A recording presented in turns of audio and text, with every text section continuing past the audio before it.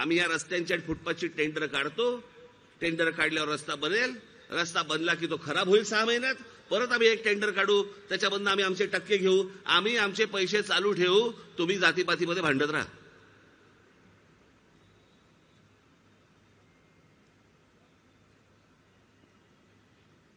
कधी बघणार होता पण नवीन स्वप्न? हा सगळा सिंहगड रोड, मला अजूनही आठवतं, पुण्यामधनं आम्ही लांबून आम्ही सिंहगड बघायचो, सिंहगड दिसायचं लांबून.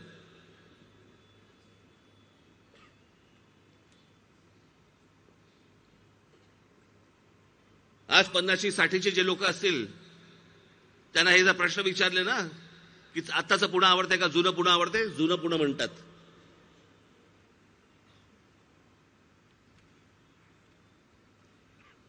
आत्ताची मुंबई आवडते, पण मुंबईकरांना विचारून बघा आत्ताची मुंबई आवडते का जुनी मुंबई आवडते, जुनी मुंबई आवडते. ठाणेकरांना विचारून बघा आत्ताचं ठाणं आवडतं का जुनं ठाणं आवडतं, जुनं ठाणं आवडतं.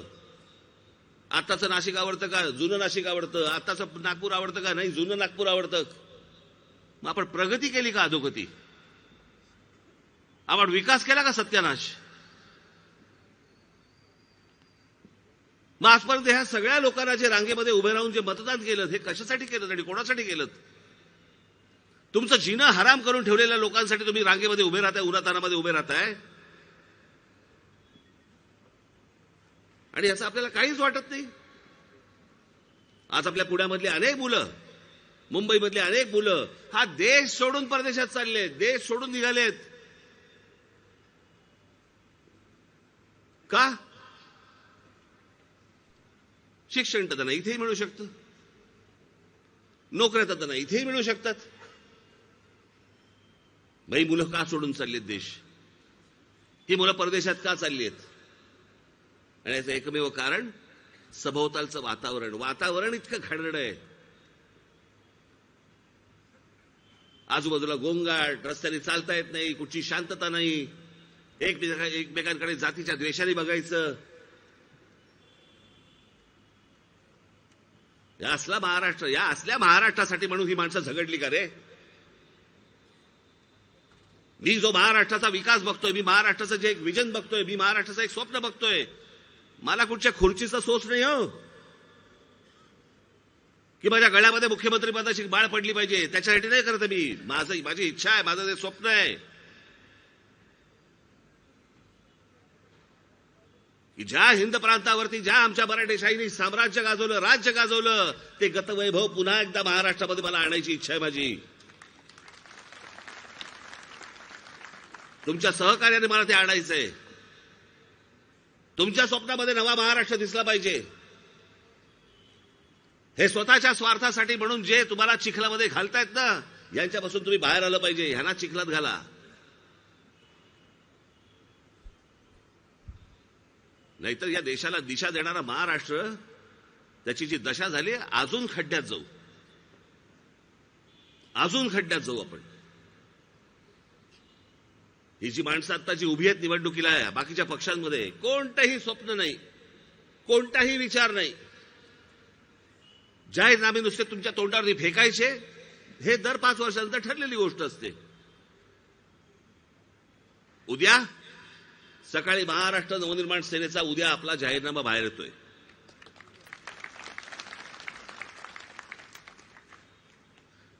माझ्या खरं तर पुढच्या वाक्याला तुमच्या टाळ्या यायला पाहिजे होत्या. याचं कारण असे, कारण हा पहिला या महाराष्ट्रामधला जाहीरनामा आहे ज्याच्यामध्ये आपण महाराष्ट्रातल्या प्रश्नांची उत्तरं, हे सोडवायचे कसे प्रश्न, ते देखील आपण त्या उद्याच्या जाहीरनाम्यामध्ये देतोय.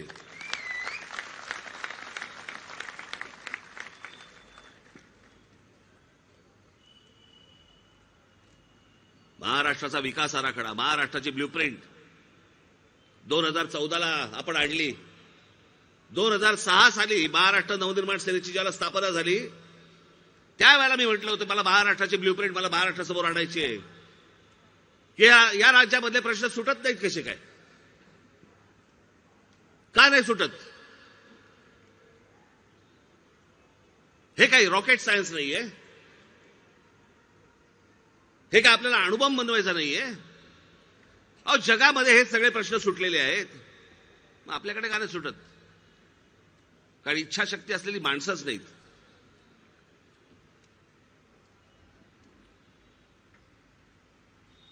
शरद पवार साहेबांच्या बारामतीमध्ये जा, बारामती तालुक्यामध्ये जा आणि त्या तालुक्यामध्ये गेल्यानंतर तुमच्या लक्षात येईल की किती इंडस्ट्रीज शरद पवार साहेबांनी त्या तालुक्यामध्ये आणलेले आहेत.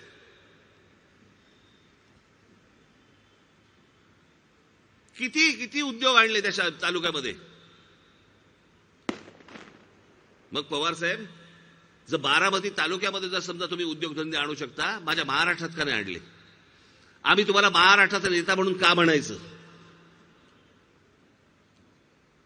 जो महाराष्ट्रातल्या प्रत्येक भागामध्ये उद्योगधंदे आणेल, महाराष्ट्रातल्या प्रत्येक भागामध्ये जेव्हा उद्योगधंदे येऊन ज्याला रोजगार निर्माण होईल, माझ्या बेरोजगार तरुणांना ज्याला काम मिळेल, तो महाराष्ट्राचा नेता.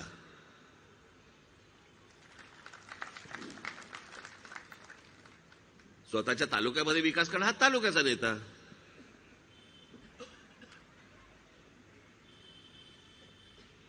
जाणता राजा बिंचा राजा तर नंतरचीच गोष्ट. पण मी एक महाराष्ट्राचं स्वप्न पाहतोय आणि ते स्वप्न खरं आहे. जे मला स्वप्न हे उतरवता येण्यासारखं आहे. पण ते पहिल्या उद्या तुम्ही मी सत्ताच मागतोय तुमच्याकडे. या महाराष्ट्राची सत्ताच मागतोय. पण हे सत्ता मागत असताना पहिल्या 5 वर्षामध्ये हे गेले 50-60 वर्षाचे प्रश्न सुटणार नाहीत. मी तुम्हाला मुद्दा म्हणून आत्ताच सांगून ठेवतोय. पण पहिल्या 5 वर्षामध्ये तुमच्या हे लक्षात येईल की या सगळ्या प्रश्नांना हात घातला गेलाय. हे प्रश्न सोडवण्याच्या मार्गावरती आहेत. तुम्हाला त्याच्या पुढची पण 5 वर्ष तुम्ही स्वतःहून द्याल. तुम्ही एकदा काहीतरी नाशिकमध्ये जाऊन या. 5 वर्ष दिली होती. त्या 5 वर्षामध्ये मी नाशिककरांचा पुढच्या 50-60 वर्षाचा पाण्याचा प्रश्न सोडून टाकला. 50-60 वर्षाचा, 5-10 वर्षाचा नाही. नाशिकमध्ये मी ज्या प्रकारचे रस्ते बांधले आम्ही, त्या रस्त्यामध्ये खड्डे तुम्हाला सापडणार नाहीत. पण बाकीच्या आमच्या सगळ्या शहरांमध्ये तुम्हाला रस्त्यांमध्ये खड्डे सापडतील, नाशिकमध्ये नाही सापडणार. म्हणजे खड्ड्यांशिवायचे रस्ते होऊ शकतात. शहराचं चांगलं नियोजन होऊ शकतं. तुम्हाला चांगली शांतता लाभू शकते. तुम्हाला चांगल्या आपल्या मुलांसाठी चांगल्या शाळा मिळू शकतात. आपल्या मुलांसाठी चांगले कॉलेजेस मिळू शकतात. तुम्हाला चांगली मार्केट्स मिळू शकतात. तुम्हाला चालायला चांगले फुटपाथ मिळू शकतात. ह्या सगळ्या गोष्टी मिळू शकतात. पण त्याच्यासाठी राज ठाकरे पाहिजे. हे वाक्य मी अत्यंत जबाबदारीने बोलतोय. अत्यंत जबाबदारीने बोलतोय.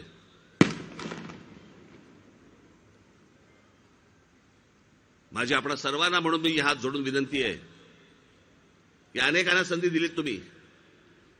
अनेक तुम्ही आमदार पाहिलेत, अनेक तुम्ही खासदार पाहिलेत. आज इकडे मयुरेश उभा आहे. कुठे आहेस रे? ये दे समोर.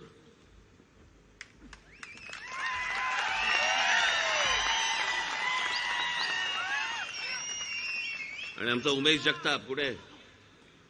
इकडे पुरंदरचा आमचा उमेदवार. हे स्वप्न पूर्ण पुढे पडशील हळू. आपल्याला जिंकायचंय. येणाऱ्या 20 तारखेला कुठेही गाफील राहू नका.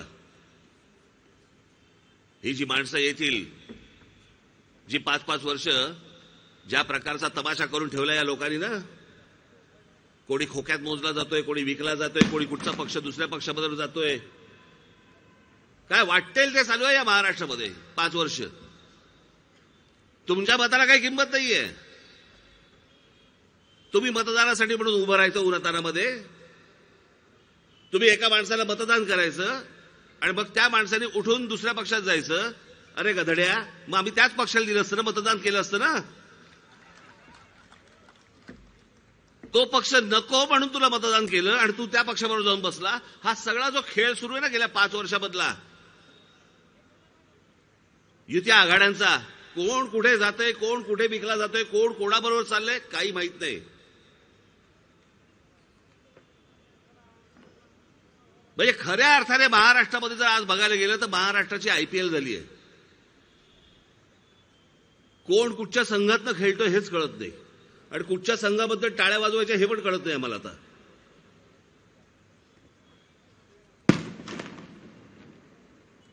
आज जो तुमच्या मतांचा जो अपमान गेल्या 5 वर्षामध्ये झालाय ना, त्याचा बदला घ्यायची वेळ आली आहे. आज महाराष्ट्रामध्ये सगळ्या ठिकाणी महाराष्ट्र नवनिर्माण सेनेचे उमेदवार उभे आहेत. ज्या लोकांनी या संपूर्ण महाराष्ट्रामध्ये अख्खा राजकीय चिखल करून ठेवला, शर्मेने मान खाली घालायला लावली आम्हाला, ती परिस्थिती जर दूर करायची असेल तर महाराष्ट्र नवनिर्माण सेनेचे जिथे जिथे म्हणून उमेदवार उभे असतील, महाराष्ट्रामध्ये मला सगळ्या मतदारसंघामध्ये मला जाता नाही आलं, येऊ शकलो नाही, त्याबद्दल मी क्षमा मागतो महाराष्ट्राची. परंतु जिथे जिथे माझं या टेलिव्हिजन माध्यमातून किंवा सोशल मीडियामधनं कुठूनही माझं भाषण ऐकत असाल, माझी सर्वांना महाराष्ट्राला माझी हात जोडून विनंती आहे, जिथे जिथे म्हणून माझ्या महाराष्ट्र नवनिर्माण सेनेचे उमेदवार उभे असतील त्यांना येत्या 20 तारखेला आपण रेल्वे इंजिन या निशाणीवरती बटन दाबून प्रत्येकाला प्रचंड प्रचंड मतांनी आपण विजयी करावं असं एक आवाहन सर्वांसमोर करतो आणि आपल्या सर्वांची विनंती घेतो. धन्यवाद. जय हिंद, जय महाराष्ट्र.